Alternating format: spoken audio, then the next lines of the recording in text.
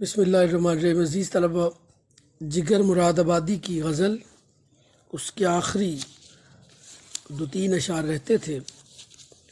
اس lesson کے اندر ہم ان کی تشریح کریں گے، انہیں سمجھنے کی کوشش کریں گے۔ تو جگر مراد آبادی لکھتے ہیں کہ یہ آپ کی کتاب کا صفحہ نمبر 160 ہے۔ 1 2 3 4 اشعار ہم نے یہاں تک مکمل کر لیے تھے۔ یہ 4 اشعار ہم نے یہاں تک مکمل کر لیے تھے۔ بقیہ اشعار، مل کے بھی جو کبھی نہیں ملتا، ٹوٹ کر دل اسی سے ملتا ہے، یہاں سے ہم شروع کرنے والے ہیں۔ تو شاعر لکھتے ہیں کہ مل کے بھی جو کبھی نہیں ملتا، مل کے بھی جو کبھی نہیں ملتا، ٹوٹ کر دل اسی سے ملتا ہے۔ کہتے ہیں کہ اگرچہ میں نے اپنے محبوب کو پا لیا ہے، میں نے اپنے محبوب کو حاصل کر لیا ہے، لیکن پھر بھی میرا محبوب وہ ہے جو مجھے نہیں ملتا۔ یعنی یہاں محبوب کو پا لینا اور نہ ملنا دو علیحدہ علیحدہ کیفیات ہیں۔ مل کے بھی جو کبھی نہیں مل، میں نے محبوب کو حاصل کر لیا، یعنی مجھے اس کی محبت حاصل ہو گئی ہے۔ پہلے جزو کے اندر کہتے ہیں مجھے محبوب کی محبت حاصل ہو گئی ہے، پر جو کبھی نہیں ملتا، لیکن وہ وصل کی لذت سے آشنا نہیں کرتا۔ یعنی شاعر کہنا یہ چاہ رہے ہیں کہ میں نے محبوب کی محبت تو حاصل کر لی ہے، اس طرح محبوب مجھے مل تو گیا ہے، لیکن پھر بھی وہ کبھی نہیں ملتا، وہ کبھی بھی مجھ سے ملاقات نہیں کرتا۔ لیکن دل ایسا ہے کہ ٹوٹ کر دل اسی سے ملتا ہے۔ دل پھر یہی چاہتا ہے، بے اختیار ہے کہ میں اسی سے ملوں۔ شاعر ایک عجیب سی کیفیت سے دوچار ہے۔ انتہائی گہرا شعر ہے عزیز طلبہ۔ اس کے اندر شاعر اپنے دل کی کیفیات کا آئینہ دار ہے کہ کہنے کو تو میں محبوب کی محبت حاصل کر چکا ہوں، لیکن محبوب ہے کہ وصل سے مجھے آشنا نہیں کرتا، مجھ سے ملاقات نہیں کرتا۔ تو چاہیے تو یہ کہ مجھے محبوب سے محبت ترک کر دینی چاہیے، لیکن کیا کروں کہ محبوب سے بے اختیار محبت ہے میری، نہ چاہتے ہوئے بھی میرا دل اسی محبوب سے ملنے کے لیے بے تاب رہتا ہے۔ اس شعر کے اندر غزل مراد آبادی شاعر کے اپنے محبوب کے روایتی غفلت امیز رویے کا تذکرہ کر رہے ہیں، اور یہ تغافل جو ہے اکثر شعراء کا مقدر رہا ہے۔ ہماری غزل کی روایت کے اندر اسی طرح ہوتا رہا ہے کہ غزل کا جو محبوب ہے وہ انتہائی تغافل شعار ہے، وہ اپنے محبوب سے، اپنے عاشق سے ہمیشہ غفلت برتتا ہے۔ تو کہتے ہیں کہ میں نے اپنے محبوب کو پا کر اپنی زندگی اس کے سپرد کر دی تھی، لیکن اس محبوب نے غفلت کا راستہ اختیار کر لیا ہے۔ اور غالب نے کہا کہ ہم نے مانا کہ تغافل نہ کرو گے، لیکن ہم نے مانا کہ تغافل نہ کرو گے، لیکن خاک ہو جائیں گے ہم تم کو خبر ہونے تک۔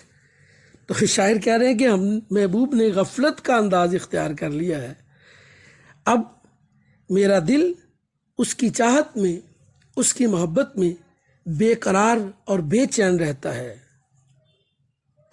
میں ہر وقت مضطرب کہتا ہوں۔ تو اس بے چینی کی حالت میں میں اپنی اندرونی کیفیات کو اپنے محبوب کے سپرد کر چکا ہوں، بے اختیاری مجھ پہ چھائی ہوئی ہے، چاہتے ہوئے بھی محبوب سے دور نہیں رہ سکتا۔ میرا دل محبوب کی محبت میں اس حد تک گر چکا ہے کہ محبوب کا رویہ ایک طرف، لیکن میرا اضطراب، میری بے چینی ایک طرف، میرا دل پھر بھی ٹوٹ کر اسی محبوب کو چاہتا ہے۔ غالبی نے کہا تھا کہ ہم ہیں مشتاق اور وہ بیزار، ہم ہیں مشتاق اور وہ بیزار، یا الہی یہ ماجرا کیا ہے کہ ہم تو محبوب کی محبت میں فنا ہو چکے ہیں، جب کہ ہمارا محبوب جو ہے وہ ہم سے غفلت کا رویہ اختیار کیے ہوئے ہے۔ اس لیے یہ غزل کا روایتی شعر ہے اور شاعر نے اپنے محبوب کے غفلت امیز رویے کی اس کے اندر شکایت کی ہے۔ اگلے شعر کے اندر شاعر کہتے ہیں کہ کاروبار جہاں سنورتے ہیں، کاروبار جہاں سنورتے ہیں، ہوش جب بے خودی سے ملتا ہے۔ تو یہ بہت بڑا شعر ہے جگر مراد آبادی کا۔ وہ کہتے ہیں کہ دنیا کے سارے کام سنور جاتے ہیں، بن جاتے ہیں، جب ہوش اور بے خودی اکٹھے ہو جائیں۔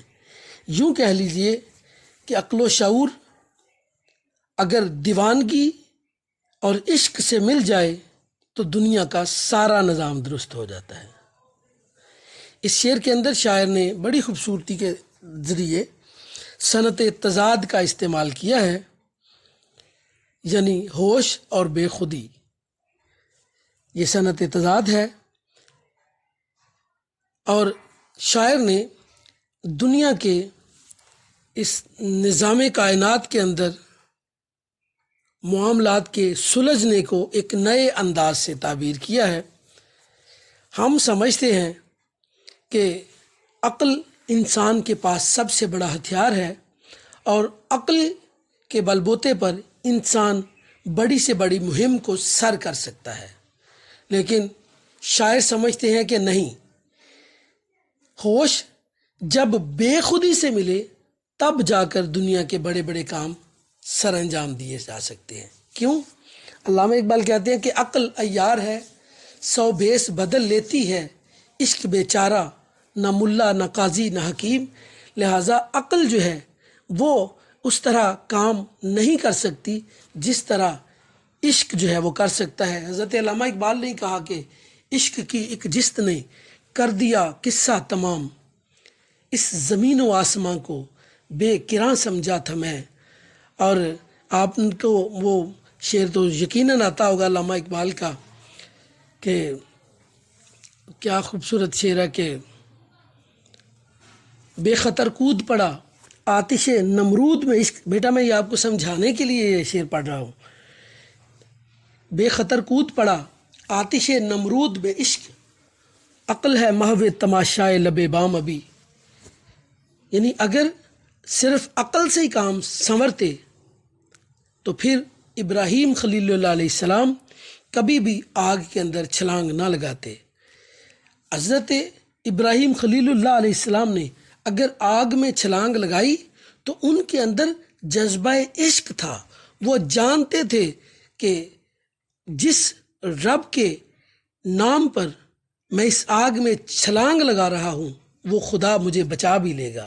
تو شاعر نے بھی ایک ایسی ہی کیفیت کا اظہار کیا ہے کہ دنیا کے بڑے بڑے کام جو ہیں، اور حضرت علامہ اقبال نے اپنے فلسفوں کے اندر بھی اس کا تذکرہ کیا کہ دنیا کے بڑے بڑے کام جو ہیں وہ عشق کی وجہ سے سر انجام دیے جاتے ہیں۔ عقل جو ہے وہ ان پہ پورا نہیں اتر سکتی، کیونکہ عقل جو ہے وہ نفع اور نقصان کو دیکھتی ہے، جبکہ عشق کار گزرنے کا نام ہے۔ جگر مراد آبادی بھی یہی کہہ رہے ہیں کہ دنیا میں بڑے بڑے کارنامے جب سر انجام دے سکتا ہے انسان جب اس کی ہوش اور بے خودی اکٹھے ہو جائیں۔ تو اگرچہ یہ دو متضاد قوتیں ہیں، لیکن عشق جو ہے وہ عقل سے ماورا چیز ہے اور ہوش محدود چیز ہے۔ جب عقل اور ہوش دونوں مل جائیں تو پھر نیک مقاصد میں انسان کامیاب ہو جاتا ہے، اور اعلیٰ مقاصد کی تکمیل کے لیے انسان بے خودی کے عالم میں اپنا تن من دھن قربان کر دیتا ہے اور اس طرح عقل رہنمائی کرتی ہے اور عشق کر گزرتا ہے۔ جب عقل اور عشق دونوں مل جائیں، جب ہوش اور بے خودی مل جائیں تو پھر تعمیر جہاں ہو سکتی ہے، کائنات کے بڑے بڑے کارنامے سر انجام دیے جا سکتے ہیں۔ اور چونکہ حضرت علامہ اقبال کا میں تذکرہ کر رہا تھا کہ انہوں نے عشق کو ایسی ہی قوت قرار دیا ہے، خود فرماتے ہیں کہ قوت عشق سے ہر پست کو بالا کر دے، دہر میں اسم محمد سے اجالا کر دے۔ اور وہی انسان جو عشق کرتا ہو یا عشق حقیقی قوت اس کے اندر موجود ہے، وہی اس حقیقت کو جان سکتا ہے۔ میر تقی میر نے بھی کہا تھا، عشق میں کھوئے جاؤ گے تو بات کی تہ کو پاؤ گے۔ جب انسان اپنی عقل کی حد تک رہتا ہے تو بڑے بڑے کارنامے سر انجام نہیں دے سکتا، لیکن عقل سے سوچ کر عشق کی طاقت سے اس کام کو سر انجام دیا جا سکتا ہے۔ تو یہ غیر معمولی شعر تھا جگر مراد آبادی کا، میں نے آپ کو سمجھانے کی کوشش کی، یقیناً مجھے امید ہے کہ آپ کو کسی حد تک اس کی سمجھ آ گئی ہوگی۔ آخری شعر جی، روح کو بھی مزہ محبت کا دل کی ہمسائیگی سے ملتا ہے، کہ روح کو محبت کا مزہ کب ملتا ہے؟ جب دل کی ہمسائیگی اسے حاصل ہو جائے، یعنی محبت روح کی غذا ہے اور یہ محبت دل لگانے کا دوسرا نام ہے۔ جگر مراد آبادی فرماتے ہیں کہ محبت ہی اس کائنات اور موجودات کی قوت حیات ہے، کیونکہ یہ میں پھر ایک بڑی بات کر دوں گا، اگر محبت نہ ہوتی تو کائنات میں کچھ بھی نہ ہوتا۔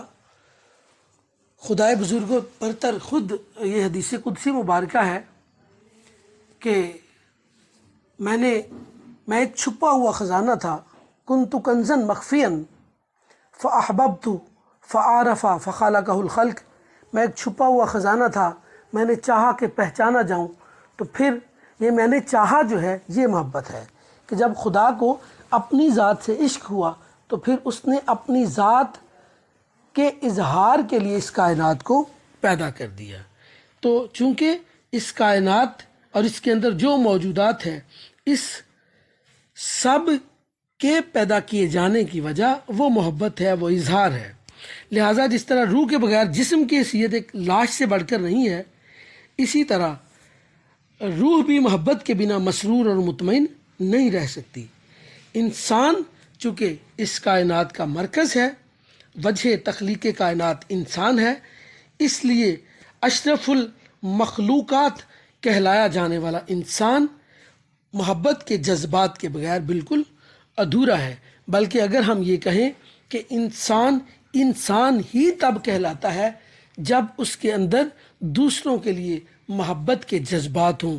ایسے نہیں، خواجہ میر درد نے کہا تھا کہ درد دل کے واسطے پیدا کیا انسان کو، ورنہ طاعت کے لیے کچھ کم نہ تھے کروبیاں۔ اگر صرف عبادت کی بات ہوتی تو فرشتے کافی تھے۔ اللہ رب العالمین نے انسان کو اس لیے پیدا کیا اور اس کے خمیر کے اندر محبت رکھی کہ وہ دوسروں کے دکھ درد کو محسوس کرے اور دوسروں کے غموں کو کم کرنے کی کوشش کرے۔ ویسے تو ہر کوئی اپنے غم میں ہے مصروف، کس کو درداش نہ کہے کوئی، یہ دنیا کا دستور ہے کہ ہر انسان اپنے دکھوں کے اندر محو ہے اور کوئی کسی کے بارے میں نہیں سوچتا۔ لیکن انسانیت یہ ہے کہ کسی کے دکھوں کو محسوس کرنا اور اس کے لیے چارہ گھر بننا، اس کو ان دکھوں کو کم کرنے کی کوشش کرنا ہی دراصل انسانیت ہے۔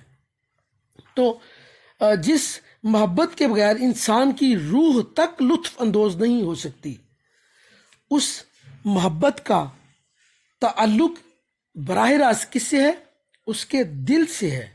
یعنی دل کے بغیر محبت نہیں ملتی، اور محبت کے بغیر لطف اندوز روح کبھی نہیں ہو سکتی۔